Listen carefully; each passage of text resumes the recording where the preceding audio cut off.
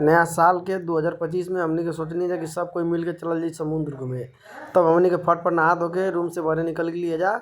ओकरे बाद सबके हमनी के कहलिए जा कि चला लोग जल्दी जल्दी चलिल जा।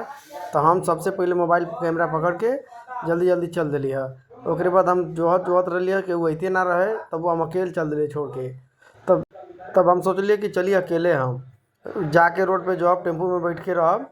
तब अकेले जोहत रही तब तक देख लिए धीरे धीरे हमारे छोटका भैया आवत रहा पंकज बा। तो ओकरा के बोली कि चल, तो वीडियो बनावे में बिजी रहा। तब तक हमार दोस्त लोग भेटा गया, गोलू है एगो और दोस्त। तो उन्हीं से हैप्पी न्यू ईयर बोलला सा हमरा के। तो हैप्पी न्यू ईयर भइल उन्हीं के साथे। तो हमनी के कहनी कि चलल जाए। अब समुद्र कम से कम 4 जने हो गई, तो हमनी के समुद्र बदे निकल गए जा। तब तक गोलू नवडिगर वाला काम कर दिला है। तले गोलू को कहली कि हम तोरा के अपने संगे ना लेके जाई, वो हमरे पहले से गुस्साई रहा। तब तक देख लिया कि गुब्बारा लगल फुलावे उ। तब मस्ती मजाक चलते रह गए। तो थोड़ा नवडिगर वाला काम किलस, ओकर बात अलग है। तो फिर गुब्बारा फुला दिलस। तो वीडियो बढ़िया से बनैनी है जा।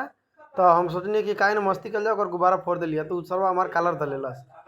तब तक कुछ देर वेट करने के बाद हमनी के रोड पर टेम्पू के पास पहुंच गई जा। तो सबसे पहले हमनी के सबको एकजुट भइलिए जा। 1 घंटा बाद हमनी के समुद्र किनारे पहुंच गई जा। तब तक गोलू आ गई ना। गोलू को तो कि अगर समुद्र घूमा जाती है तो कुछ सामान वामान लेबार, नाश्ता वास्ता करल जाई। समुद्र गिले के बाद पार्टी वार्टी होई। फिर 2 घंटा के बाद हमनी के सामान लेके समुद्र किनारे पहुँच लिए। तो भल के सबसे पहले फोटो एगो ग्रुप के खींचल जाए। जे जे गइल बा ओकर ग्रुप का फोटो खींचल जाए। तो सबकर फोटो एगो खिंचाइल, वीडियो बनल। तो ओकरे बाद हमनी के जल्दी जल्दी कपड़ा उपड़ा निकाल के समुद्र में नहाए के व्यवस्था बनल रहा। तब तक उपेंद्र और हमार तब जल्दी जल्दी हमनी के सब कोड़ा निकाल के कुर्ता उर्ता नहाए लगली जा समुद्र में, मजा लेवे लगली जा। अब बहुत मजा आयल हमन के समुद्र में देखे में। इतना भीड़ मजा आ गई हमन के समुद्र में घूम के। सब लोग फोटो वीडियो बनाओ के चक्कर में सब मजा लेलस, हमनों के मजा लेते लिए जा। इतना भीड़ रहा समुद्र का लहर। हम उठ के तब ले चल दिलिए, सोच लिए कि पानी में चल के नहाई। ओकरे बाद सब लोग धीरे धीरे उठत रहा।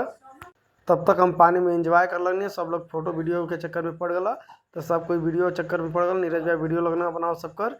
तब तक हम बहुत इंजॉय के लिए पानी में। तो हम फिर वापस रिटर्न अली है। कहलिए चलिए हम घूम ले, सबके पानी में घुमाई। तब तक सब लोग मने करे लगल कि वीडियो बनाओ तो भाई छोड़, जल पहले नहा लल जा, तो ओकरे बाद वीडियो बनी। तो ये वीडियो यहीं तक रहल। ओकरे बाद दूसर का भाग मिल जाई कल। ओकरे आगे देखे खातिर हमारे चैनल के सब्सक्राइब करा लो, फॉलो करा इंस्टाग्राम फेसबुक सिंगर निकास राजभर के पेज के।